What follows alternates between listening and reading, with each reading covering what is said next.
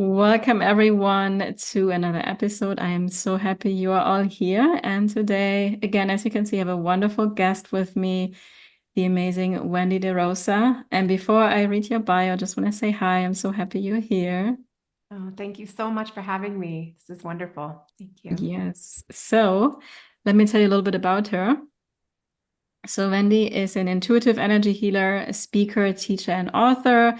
She offers education and training programs for developing intuition, super hot topic on my podcast, energy healing, leadership, and personal transformation to thousands of people worldwide who also want to develop their intuition, experience personal transformation. And she's also the founder of the renowned energy healing and intuition training. And Wendy has been a faculty member of the Shift Network, also Mind Valley Spiritual Growth Channel Solvana, and has also appeared on CBS News, Better Connecticut. And she has written articles for Spirituality and Health, Medium, Thrive, and more. And she also has, or is the host of her very own podcast.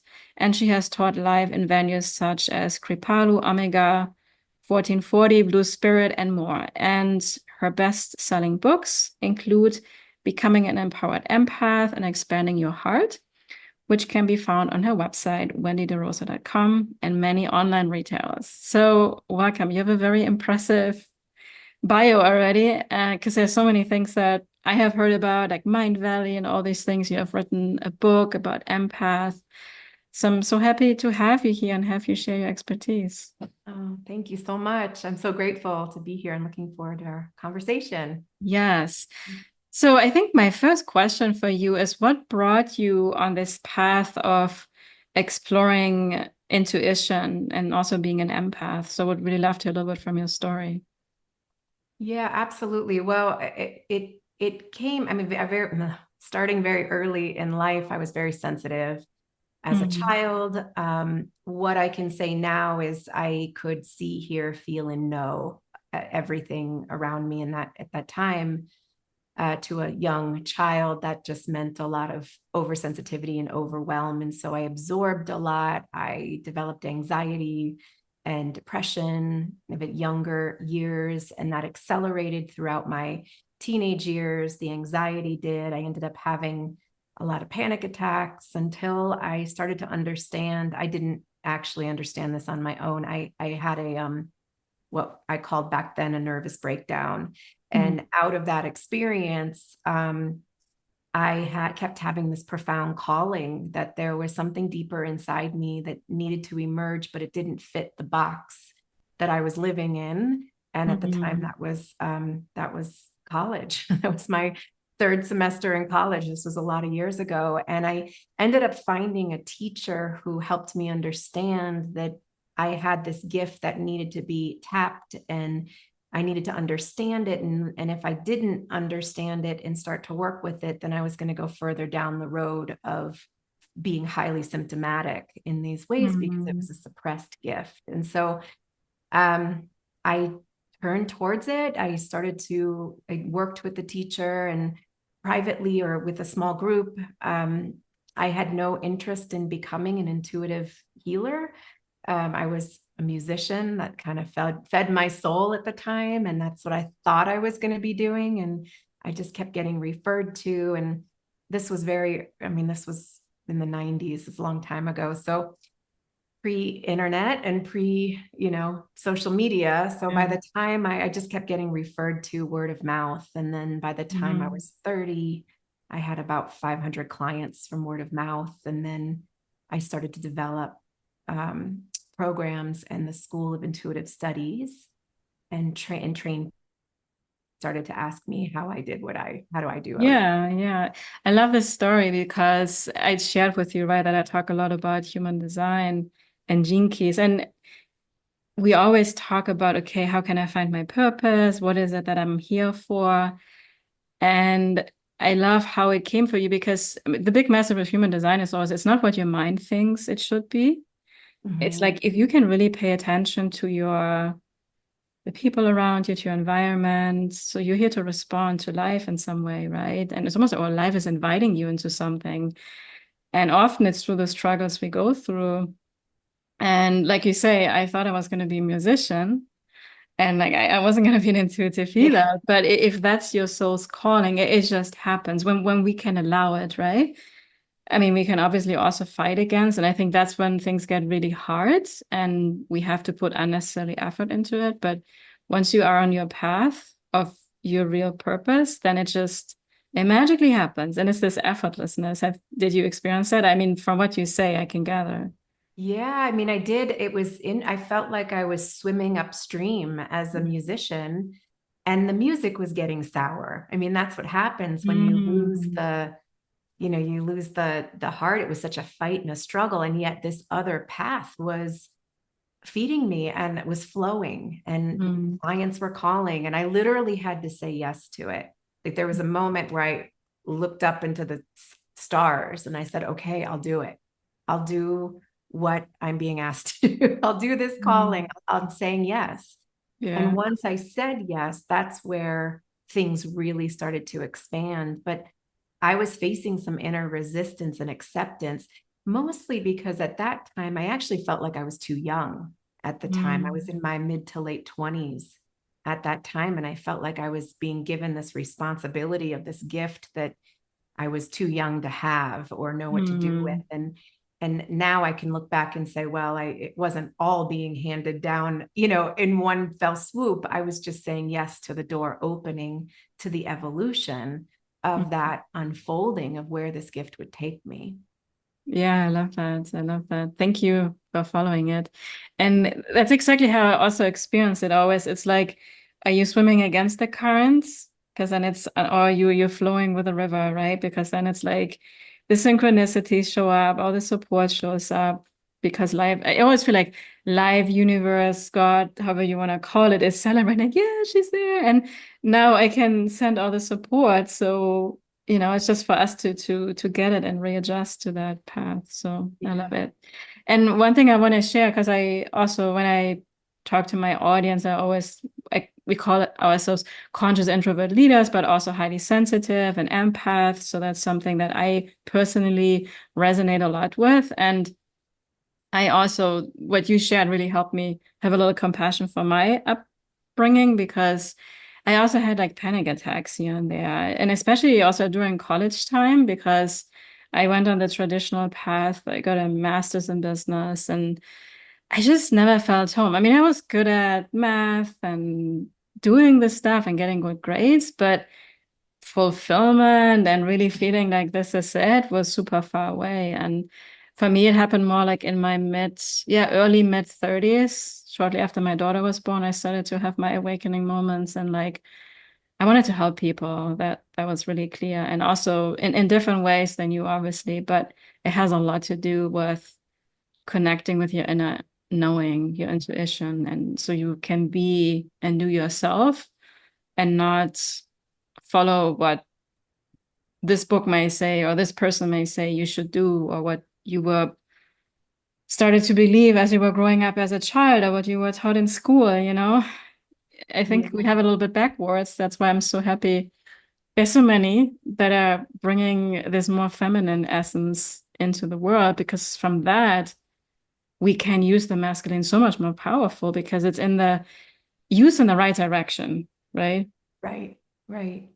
Yeah, absolutely. And I think that, people who are turning toward their intuition and their gifts in a way that in many ways are trailblazing or breaking molds, or we're carving new ways because we're learning that what was deemed as negative, like sensitivity or vulnerability or transparency, are actually powers of connection, really helping us connect as leaders and build communities, and be able to help people. And that's like the heart and soul of what Mm-hmm.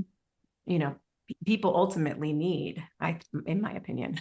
Yeah, no, I agree with you. So one thing I'm super curious about, because I have went first also in the traditional path of coaching, got all my certifications, and while it was life-changing for me and I absolutely love it, I also started to realize we can so easily get into this like telling people what to do, right? Yeah. It's Hmm. very easy to fall into it. And That just never felt right to me. And I also experienced as a coachee, right, as a receiver, that anytime there were too many strong opinions around me, I got so easily influenced and I actually lost myself in that.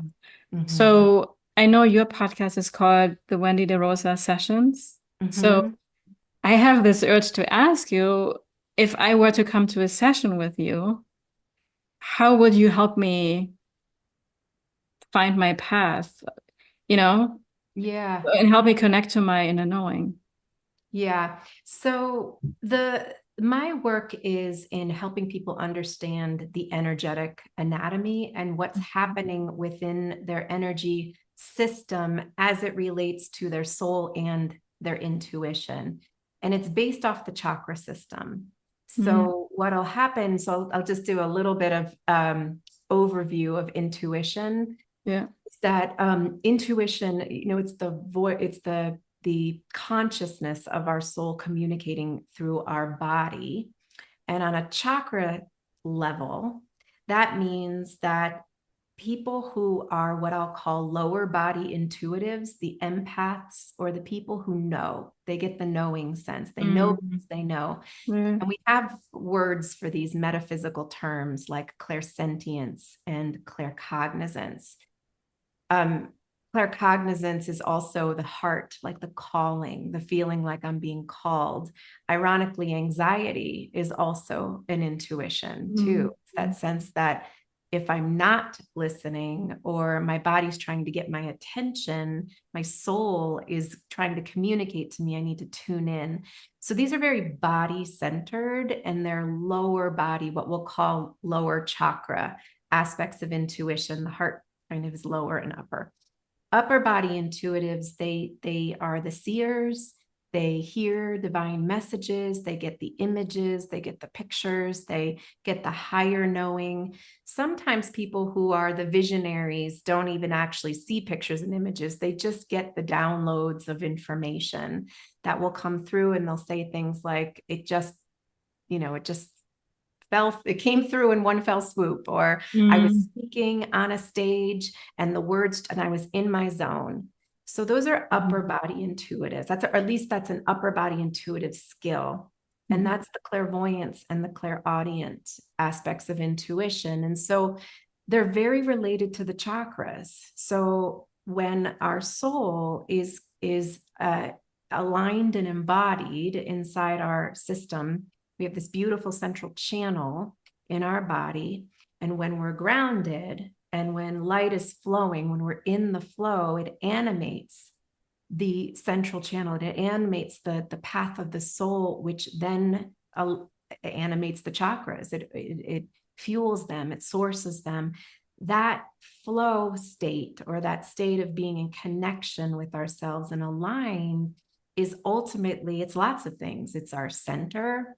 It's how we stay connected to ourselves. It's how we stay in tuned. It's how we access our purpose or our calling. It's our boundaries. It's a lot of different, it has a lot of different representations, but it's ultimately the light that's illuminating within us informs our whole body's intuition. So when it's, how do we kind of coach that? How do we find our purpose or our calling? I often will guide people, interestingly enough, I'll guide them to the back body instead of the front, mm, because the front body is where we have, the frontal lobe is our executive system's functioning aspect of the brain. It's designed to organize and rationalize our experience. The front of the heart is about connection and love and calling and feeling. The gut area is about being able to, navigate our environment. But the back, so a lot of that is about how to be in the world. The back body is about sourcing self. The back body is introverted. It's about closing our eyes and tuning in. And I like to use this image of a waterfall. It's about leaning into the waterfall and allowing that higher consciousness to flow, and that sense of tuning into our back side. And with purpose in particular, I'll often say, invite people to lean into the back of their heart chakra, and ask the question, what is being asked of me in this life? Not what do I want or what's my purpose, but what is the divine, what is God, what is the light, whatever word we choose here, what's being asked of me? And it has us get the mind out of the way, or the ego out of the way, to be able to shift the perspective of, oh, this is about me listening and tuning in and receiving where I'm being called to navigate in this, in this present day situation, or my purpose. And sometimes the answer is, you need to take a nap. Yeah. Or you need to go have lunch or feed yourself. Sometimes it's very like in the moment. It's time to slow down. It's time to get into your creative flow, go for a walk. Like sometimes those callings, or that guidance of where to go, is just how to take care of yourself in this moment, so we can open up to more of that inner connection. But I often find, we're so front body focused as leaders, as business owners, as parents, as teachers, whatever it is. How do we come into the back body and allow ourselves to be source, so we can receive and listen and be in tune with, higher and lower, what's going on in the body and what are we receiving from above? I love this, because I mean, I have learned so many things over the years, but this is the first time I hear this concept of the back body. And what I'm curious about is, or what I'm wondering and feeling, is that it's also so important to have a good posture, right? Yeah. Because then we can really not, I mean, if I'm like this, I catch myself a lot, have been working on it. But I know when I'm more straight, I also feel like I'm more connected to that, and I can actually, but I love this visual, just to receive through the back of my body. Because I also, if I tune into my body right now, there's a sense of busyness here. Yeah. There's so much going on. And just right away, when I kind of did the exercise of like leaning into the back of my heart and the back of my body, it felt so much more quiet and so much more easy to connect to the receiving. And what you were describing, then I kind of put a little bit of human design and Gene Keys wisdom in here. So the Gene Keys, just to explain to you, that we have 64, and it goes back to the Chinese I Ching. It's just very ancient wisdom, which is some universal truth, if you ask me, that really explain how the universe works. And there's one in particular, the 40th Gene Key, and the highest frequency of that is called divine will. And I think that's exactly what you were describing with this question. Okay, like, what is asked of me? Like, yeah, if I tune into my mind, I can do all these things that I think I should have to do. But what did I come here for? Yeah. Right? Because Yeah. you and I, we know we have some gifts, and I find it's always this thing that just comes easy to me, the thing that is just there, and I keep not honoring it, because I don't know how it was for you, but I think we all humans tend to think just what comes easy to us is kind of, everybody knows it, but then we realize, once we talk to people, are like, no, it's not. And that's when I realized, oh, I guess it comes so easy to me. So my life is not such a hard struggle, and I can just let that flow through me and then enjoy life more, because that's where the effortlessness comes in. Yeah, absolutely. And sometimes it's the gift, it's the what comes easily to us is part of the gift to turn towards, to see it as a gift, and how can we optimize that gift in our life. Yeah, yeah, I love it. And oh, the other question I had, we were talking about the lower body and upper body way of intuition. Can you be a combination of both? I would Yes. think, right? Yeah, I was framing it as some people are one or the other, and that's not true. That's not the case. It's actually, some people have um, strong upper body and or lower body, but many people have both. And it's related to the chakras. So for example, if I came into this world with a really strong throat chakra, my gifts would be communication. My gifts would be expression. Maybe it's speaking, maybe it's singing, maybe it's music, maybe it's writing. And the backside of the throat chakra is about listening. It's about deep intuitive listening. And so my gift, I'm using myself as an example here, might be that I have the ability to communicate, but I have the ability to deeply intuitively listen to what people are saying. Sometimes I can hear underneath what they're really saying. Yeah. Or I can hear divine guidance. These happen to be true for me, but that would be somebody who feels that has a strong throat chakra. Musicians often have strong throat chakras. Yeah, makes sense. Yeah. No, that's cool, because when you were talking, I could connect to both a little bit, because the lower, definitely the empath, also as I was younger with anxiety, definitely, and just this feeling in the body is strong. But then when I'm, for example, on podcasts, or even when I create my best content, is when I get out of my head and I don't even know what I said, right? It's really when we can get out of the space.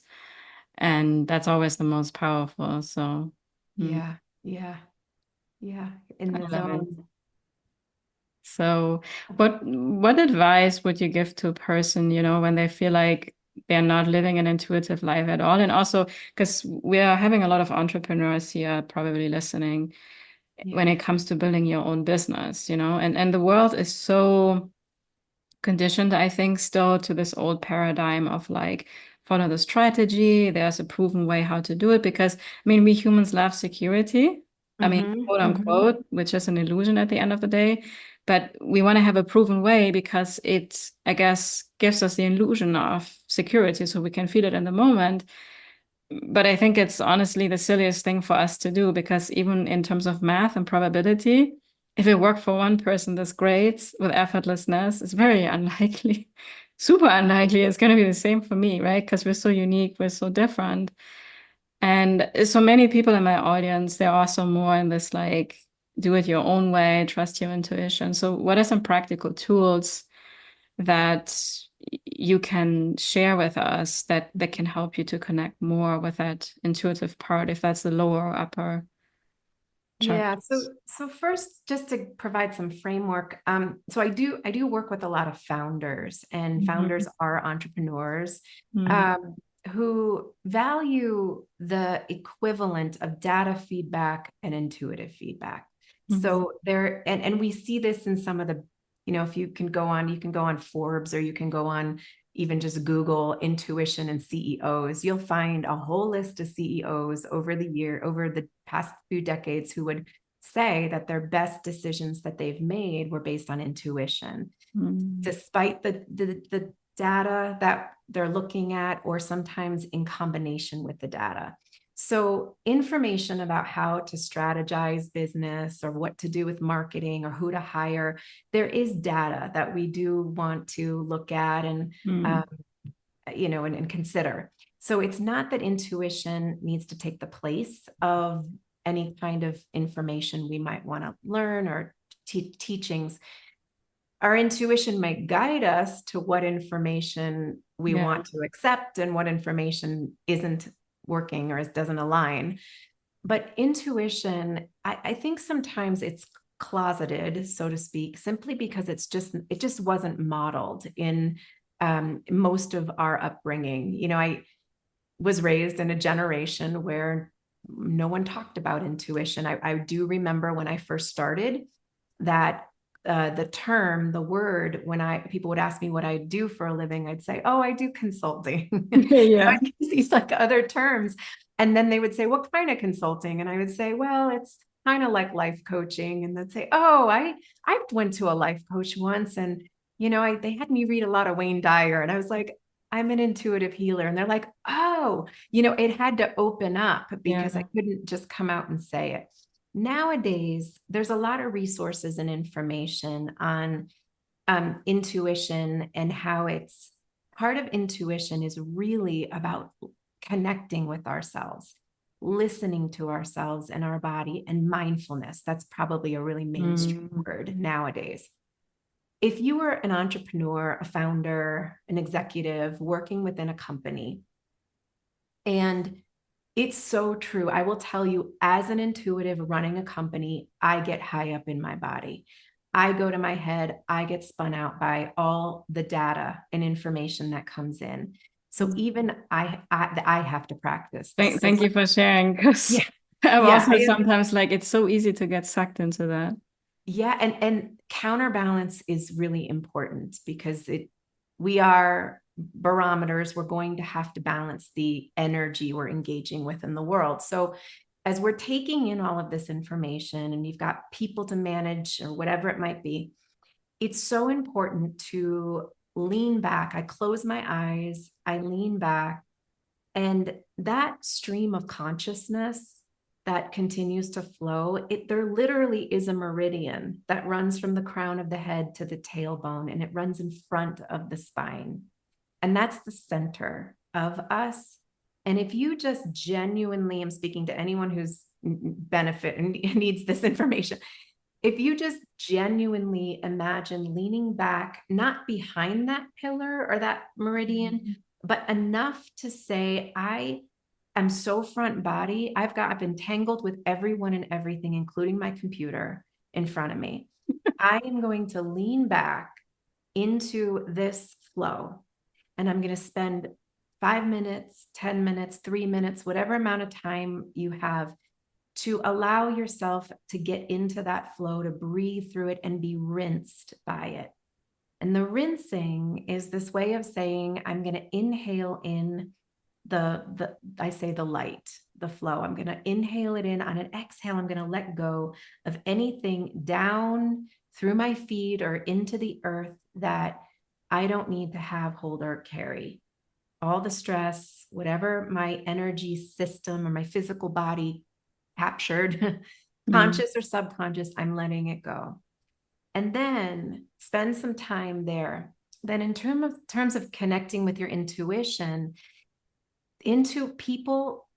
our intuition shows up in thoughts, it shows up in words, it shows up in a body sensation. So sometimes that's fatigue, and sometimes it's a heart palpitation, and sometimes it's what I call validation chills, like when something feels really right or really aligned. It was like, oh, I'm getting chills as you're saying that, that kind of feeling. I call those validation chills.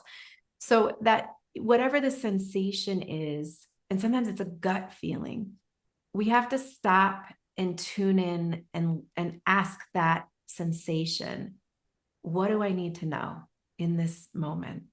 I'm just going to be with this. What information? And it might just say, wait, don't give an answer today. Let them know you're going to get back to them tomorrow. So you can think about it and process it. When you're in your own space and time, you can go for a walk and whatever, sit and be and let the information sort of come. But the practice really is, how do I listen to how my soul is communicating to me? Is it through feeling? Is it through physical sensations? Is it through a hearing? Is it through a knowing sense? Is it through pictures and images and dreams? How does my soul communicate to me? So that practice of just first leaning back can help us get connected. That's like a first step. The next step would be tuning in to how those communications are happening. Yeah, I love it. Yeah, so it's taking a pause, slowing down, asking a question, being receptive, and really listen, right? Yeah. It's so easy, right? In terms of, it's simplicity in some way, but it's the hardest for us because we are so bombarded with so much information. And that's one thing that I felt on, especially on my entrepreneurial journey, so strongly, that when there was too much opinions around me, too much information, first I feel super awful. I start to question everything I do. I don't even know who I am anymore sometimes. Yeah. And so over the last years, I have been in this process of unsubscribing from emails. Like recently, my social media following, I unfollowed everyone just because I caught myself way too many times still scrolling. And then I don't know where the time went. I didn't even do the thing that I wanted to do. So I just had to do it for myself because I think my body was, I mean, I think my intuition or how my body was responding with feeling and sensations to the social media, I guess was my intuition to like, hey, you need to let go of all of this, just do your thing. You know, that has been very strong for me lately. And there's still the part of me that's so used to the addictive part to the stimulation from it. Yeah. And it comes up sometimes in little waves here and there where I feel this like, I have to grab my phone and I have to, what's going on? And am I still connected to the world? But then I'm aware and I'm like, wow, so slowly I feel like I'm learning to let go of it. And especially when I get out more in nature and connect and totally let go. I mean, that's when the vitality comes through. That's when the joy comes through. And then also the things that I was trying to figure out before, all of a sudden I have them, oh, this is what I'm supposed to do, and the more I'm getting back into, which is front body, trying to figure it out, trying to find my answers in the data, that doesn't work. What I really agree with you also is that, the data is important, the masculine energy is important. It's just like how we use it. If we tune into the feminine first, and this is also something for you guys listening from the gene keys. The second gene key is about direction. It's about receptivity, and when you can lean into the receiving and listen, and then okay, because there's a million different ways you can go. Okay, I'm going here in the masculine way where the data is and everything.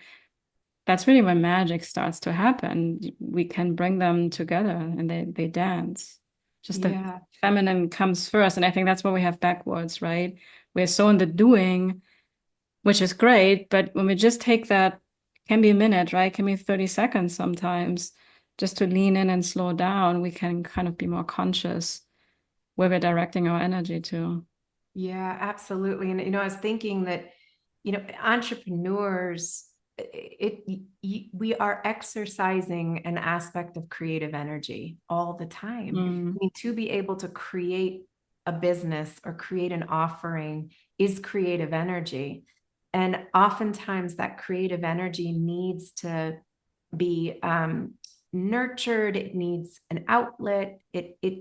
There's almost like it thrives sometimes on a form of stimulation. It's a rising energy from within. So social media in particular is a dopamine. It's like it's a serotonin.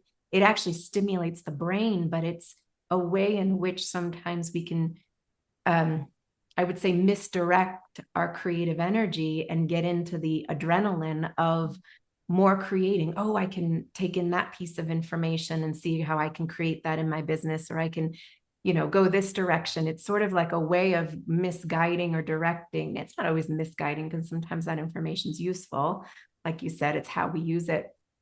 But I think there's something here about just acknowledging that creative energy needs grounding. It needs that time in nature. It needs to be able to regenerate in the natural world. And that might even mean like away from screens sometimes, or away from social media, to go and get reconnected to creative energy. Is also like the bigger why, who we are and why we're here. How what are we doing? What's the big why behind this mission? So when you were talking, I had a visual come up from nature. So it's almost like when we are planting a flower, a seed. I mean, if I try to plant it on concrete, Yeah, it's probably not going to go. Or if it's just in the wrong environment, right, in the wrong climate, it may never flourish. But when I take the time to find like the grounded way to actually find the right nourished soil, it's going to flourish, right? And there's also, because there's probably the other elements of nature around it that are also nourishing the specific flower in this case. So that was kind of, because then it becomes effortless, it becomes beautiful the way it's meant to by nature, versus when we think like, oh, here it's going to make the most money, or this is what we have to do, or it's the quickest and easiest right now. you know, we're not slowing down, we're not grounding fully, and then, well, it doesn't go anywhere, right? So Right, right. That's a good analogy. yeah, Yeah. yeah. I always find that nature has all the answers. I have so many times like, oh yeah, this is a tree is teaching us so much. Mm-hmm. Mm-hmm. Like just that we have seasons, right? It take it slow, perseverance, one step at a time. Also the grounding force of a tree and how a lot of the work we don't see them is kind of the roots underneath and sometimes we bloom and then we have time to go inwards and you know the leaves are falling. I mean, everything is everywhere. Yeah, It's I'll just use like that imagery a lot of the tree trunk as our grounding mm, cord. You know, the tree yeah. secures the sides of the hips and the low belly, Mm, the sit bones and tailbone, and extends deep into the earth, and it sprouts roots. And that tree trunk image is a very grounding image that connects us to the center of the earth. And what's interesting, just for empaths, this is, I talk mm, about this a lot in my book about grounding, that, you know, empaths are over, you know, they get the bad rap of being overly sensitive, meaning taking mm, on and yeah. absorbing the energy around them. But that's not always the true empath. You know, the empath has the ability to feel the subtle and to be able to navigate life through their sensitivities. They do feel the energy of others, and they feel the energy people are not feeling. You know, they pick up on Mm, that subtlety. But from an energy body perspective, the grounding cord, it's about bringing vital earth energy to the base of the body. And what happens with empaths in particular is that we, and it's not just empaths, I think it's people. We're raised in environments where it's not really modeled to be embodying these lower three chakras of the body. You know, the mm, safety and survival in the root, the feminine power of the second chakra, the masculine, you know, productivity, personal will, power of the third. It's sort of like, oh, you know, educate the mind, and, you know, energy, just the soul lives higher in the body. And we're trying to navigate our environment and situations through this upper body. Meanwhile, what happens when we disconnect from these lower chakras is that we start to absorb energy into that space. And that's why empaths have such a difficult time figuring out their energy in relation to others and what's mine, what's not mine. And it's not conscious, it's something the energy body is doing because it was modeled that way. So the grounding cord is a great image to be able to say, soul, it's time to come down and embody this power down here in the lower half of the body and take up space and radiate your presence and your boundaries. And I know it wasn't modeled for you, but you're, as an adult, you're a spiritually progressing soul in a body, and you have the ability now to choose to be here and to be embodied inside, you know, your legs and your feet and your lower body. mm, So getting out into nature is a way of bringing us down into our bodies. And this tree image, you know, can be a visualization that can mm. also help us, you know, really come down into our bodies so that we're utilizing like the full power of our energy system, not just heart to head. Mm. Yeah, because it's really not all this power we have up here when it's ungrounded, it's kind of scattered, it's all Yeah. over the place. And yeah, yeah, it makes perfect sense with that tree and because then we can also actually get the nourishment and the vitality from the ground, from Mother Earth, actually, and bring it up into the higher realms of our body. So Yeah. Yeah. mm, I Yeah. love that. I love that. So I want for you to share a little bit about, so you have, I think, a new program come up. I think you run it every year, at least once or several times. So tell us a little bit about it, which is also, I know, all about connecting to intuition. Yes, so I certify healers and developing their intuition, and that is sometimes for people who want to work with others, or if they want to work for them, do healing work for themselves. It's a 2-year program, but there's a first year that starts now, and people can choose the first year, or they can choose to go on to the second year. But the first year is called the Energy Healing and Intuition Training. And it's open right now for enrollment until October 1st. And then beyond that, there'll be a wait list for the next time we open it.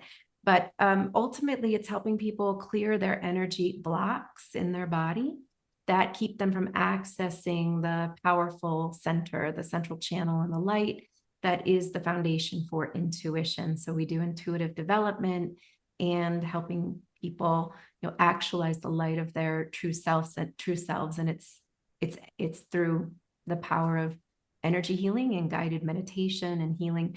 It's a very grounded and ethical process, this particular. Yeah, no, I can gather from you, because I have been experiencing a lot in the coaching space, self-development space. And because you are I think we're very similar with that, like a very grounding energy. I get that from my people all the time. You're such a grounding force. And I'm like, and just even I get this from you as well, because I can pick up on energies and I feel super grounded. So I love when other people also give me that. I can feed off in that sense from this grounding energy, right? And just your humble nature and all of that. And I mean, also your background is quite impressive. Also, how your story, like how everything came to you. It's not like yeah, because many times we have unethical stuff out in the market. Let's be real. And I have seen a lot of that over the years. So, and I find it sometimes sad, because people like you, that are really coming from heart, from integrity, from their whole life experience, I think it sometimes makes it a little bit harder in that sense. I've noticed this for myself, because I'm like, if when I really make it in this space, then I have to apply some of these not so ethical principles. But really, no, I rather do it the right way and share my gifts in my unique way. There's no pressure. If this is for you, I mean, people will know if it's for you. And if it's going to be there next year, if they want to do it another time. And their intuition will guide them there if that's what's meant to be, to join your program. Yeah, absolutely. I will say too, I absolutely resonate too with, I've been teaching, I've been practicing as a healer for 30 years. It's been a long time, and teaching for, a decade and a half. And so I'm not new in I have a lot of, a lot of seasoning to this point. But it is interesting as, social media and the requirements for marketing and getting ourselves out there sometimes contradict like this deep sense of, stillness and ethics, and how we want to really help people develop in a healthy and grounded way. And that's been always my intention, is that we provide such a nurturing container for our students. And I have a, community that helps students, go through the process, because the truth is intuitive development. I mean, if we're saying there's a lot you can say about how we develop our intuition and third eye and disembodiment. The truth is, you cannot develop your intuition without healing. They just go hand in hand, because if we're tuning in, we don't know what voice is talking inside our body, if we have wounds and protective parts, or if we have aspects of our intuition that's our soul guiding and communicating. So we have to meet the parts of us that might need healing, that might need transformation, that might need to be seen, loved, and connected with. So they go hand in hand. And it's the reason why I'm, my work focuses so much on the health and well-being of an individual as they're developing their intuition and learning how to heal along the way. Yeah, and it also shows, I mean, you say it's a 2-year process, it's a whole year. Because what I was going to say, because I know this from my own, like, this is not something that can be rushed. We cannot, like, there's no magic trick to make your intuition or a button to hit. It's through slowing down, through being gentle with yourself. It's yeah, slow Yeah. inner, like you say, like a healing process. So I love that. Yeah. And we spend the whole first year on self-healing. The second year Mm, is about working with others. Part mm, of the evolution is that I used to actually teach it all in 1 year and then realized that people need way more time. self-healing and embodiment to be able to really integrate the work because Mm. we can't model it or show up in the world if we haven't done Yeah, it yeah. ourselves. So No, I yeah, love it. I love it. It's very different, but like one thing, what I have noticed when I take programs sometimes, when I learn from somebody else, like there's usually like one call a week. And I have started for my programs always like have bi-weekly calls because I had a yeah, similar experience. I was like, the people that I attract, they're very similar to me. They need time to slow down, to integrate. And it's yeah, less because I can throw all the information at them, but if there's no space for actually taking it in, because so often right. as I think coaches, we are being taught, give them more, give them more, give them more. But I have found like it's actually more or less, which is also less stressful for me, like creating less content, but actually giving the space for it to start to come alive. Yeah, yeah. Integration is a great word. I think Yeah. that is part of the healing process. Hmm. It's, and we do that also in the program. It's like the part 50% is what is the information, and that we do deep Hmm. guided clearing work. That's only 50% of the healing. The other is how that integrates. It's in the following days, Mm. following weeks Yeah. of how our body's going to shift in relation to that energy work Yeah. or that consciousness awareness. Yeah, I love it. Yeah. And so for those that are a little bit interested in your program, in terms of time commitment in a reasonable way, so they can actually make it work for them, what would you say about that? It is a year-long program. Do you mean like the time of the? Yeah, like on a weekly basis, like how much time do they really have to consciously invest to be there? Yeah. So they also, getting the benefit of everything. Because I know it's always like how you show up in any kind of program defines the results you get. Yeah, so the curriculum is already provided self-paced Mm, in a portal, and then we have live calls.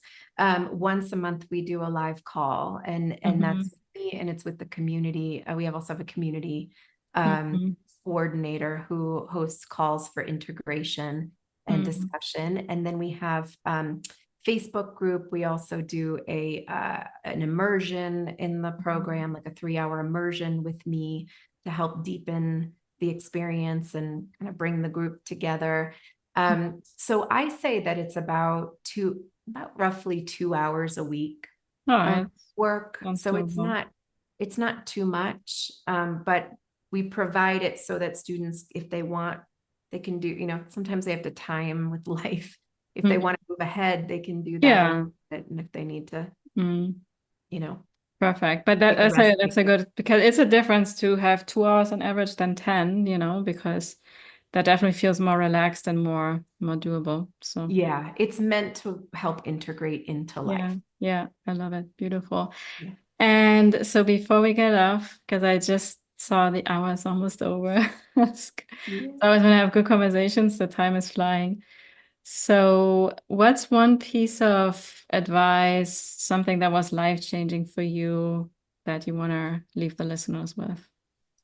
I think a piece of advice I would offer as an intuition teacher is to really trust your soul and ask your soul and check in with your soul throughout your day, in the challenging moments, in the busyness, to take those pauses, to tune in and just listen or feel your body and counterbalance that use that as a counterbalance to everything that's going on in the world. We need those pauses to be able to stay connected to ourselves. So Mm. that's the homework. Yeah, thank you. I love it. Yeah. So thank you so much, Wendy. I absolutely love this conversation. I also learned a couple of new things that I'm excited myself to start integrating into my day. Like I told you, especially the back part of the body, I found that super enlightening. So thank you for that. Absolutely. It's a game changer for people once they, yeah. Yeah, wonderful. Thank you so So much for having me. yeah, my pleasure. And you listeners, as always, thank you for tuning in. I'm sure you got a lot of nuggets of wisdom here today. I'm going to make sure I'm going to drop all the info, how to get in contact with Wendy in the show notes, including her website, her podcast, and also information about the program. And I'm excited, as always, to be with you on the next episode. Bye, everyone.